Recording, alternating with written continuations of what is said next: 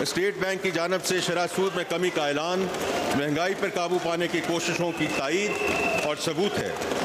معیشت کی بحالی کی خاطر انت تک محنت کے لیے وزیر اعظم محمد شہباز شریف صاحب کی کولیشن گورنمنٹ اور ان کی ٹیم مبارکباد کی مستحق ہے۔ جناب اسپیکر، گزشتہ سال میں حاصل ہونے والی یہ کامیابیاں معمولی نہیں ہیں۔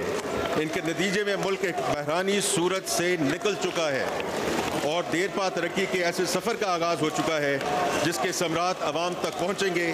یہ کامیابیاں ایک بہتر مستقبل کا عندیہ ہیں انشاءاللہ۔ جناب اسپیکر، ضرورت اس امر کی ہے کہ ہم ترقی کی موجودہ رفتار کو تیز کرتے ہوئے معاشی خود انحصاری کی منزل کو حاصل کریں۔ یہ ایسا کام نہیں کہ راتوں رات اسے کر دکھایا جائے۔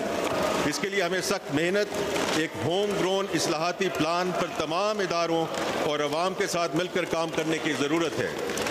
جناب اسپیکر، ہم اس امید کے ساتھ اپنے ہوم گرون ریفارم ایجنڈا کے پختہ ارادے اور عزم کے ساتھ جاری رکھے ہوئے ہیں کہ پاکستان جلد ہی انکلوسیو اور سسٹینیبل گروتھ کے دور کی طرف لوٹ آئے گا۔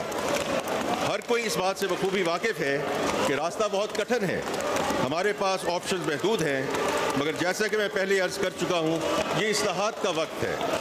میں سمجھتا ہوں کہ یہی وقت ہے کہ ہم اپنی معیشت میں پرائیویٹ سیکٹر کو مرکزی اہمیت دیں اور چند افراد کی بجائے پاکستان کے عوام کو اپنی ترجیح بنائیں۔ حالی دہائیوں میں سے ہم اکنامک امبیلنس کے گرداب میں پھنسے ہوئے ہیں۔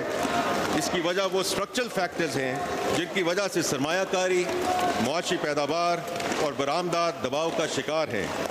ماضی میں ریاست پر غیر ضروری ذمہ داریوں کا بوجھ ڈالا گیا جس کی وجہ سے حکومتی اخراجات ناقابل برداشت ہو گئے۔ اس کا خمیازہ مہنگائی، کم پیداواری صلاحیت اور کم آمدن والی ملازمتوں کی صورت میں عوام کو بھگتنا پڑتا ہے۔ جناب اسپیکر، اس لو گروتھ سائیکل سے باہر آنے کے لیے ہمیں اسٹرکچرل ریفارمز کو آگے بڑھانا اور معیشت میں انسینٹیوز کو صحیح کرنا پڑے گا، جیسے کہ ہمیں ایک گورنمنٹ ڈٹرمنڈ اکانومی سے ایک مارکیٹ ڈریون اکانومی میں تبدیل ہونا پڑے گا۔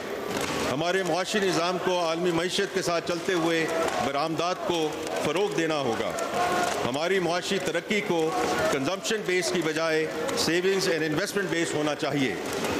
جناب اسپیکر، معاشی نظام میں یہ تبدیلیاں لاتے ہوئے ہمیں ایکوٹی اور انکلوژن کو نظر انداز نہیں کرنا چاہیے۔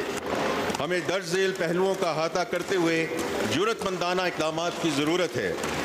تمام ماڈرن اکانومیز کی طرح ہمیں بھی وسیع پیمانے پر نجکاری اور ریگولیٹری اصلاحات کرتے ہوئے ریاست کے فٹ پرنٹ کو صرف اسینشل پبلک سروسز تک محدود کرنا ہوگا۔ پیداواری صلاحیت میں بہتری لانے کے لیے اندرونی ملک اور بیرون ملک سے سرمایہ کاری کی حوصلہ افزائی اور regulatory and investment climate improvements کرنا ہوں گی۔ ہمیں ٹارگیٹڈ ویلفیئر سسٹم کے ذریعے عوامی فلاح پر توجہ دینی ہوگی اور ایسی سبسڈی کو کم سے کم کرنا پڑے گا جو ایفیشنسی اور پرائسز میں بگاڑ کا سبب بنتی ہیں۔ براڈ بیسڈ فیئر ٹیکسیشن رجیم کا قیام بھی انتہائی ضروری ہے جو سب کے لیے یکساں مواقع فراہم کرے اور اینٹی ایکسپورٹ ڈسٹورشنز کو ختم کرے۔